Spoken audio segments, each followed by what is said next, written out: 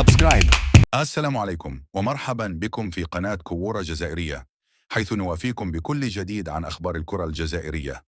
تحدث رياض محرز لاعب المنتخب الجزائري ونادي الأهلي السعودي عن حظوظ المنتخب في كأس إفريقيا القادمة بالمغرب، حيث قال: سنلعب كأس إفريقيا القادمة من أجل الفوز بها، وسنفعل كل ما نستطيع، لإضافة النجمة الثالثة. وأضاف: نحن نملك منتخب قوي تخشاه جميع المنتخبات الأفريقية، وستكون حظوظنا أوفر لأننا سنلعب بالمغرب، لأن الأجواء المناخية هناك مثلها في الجزائر، وستساعدنا لتحقيق هدفنا.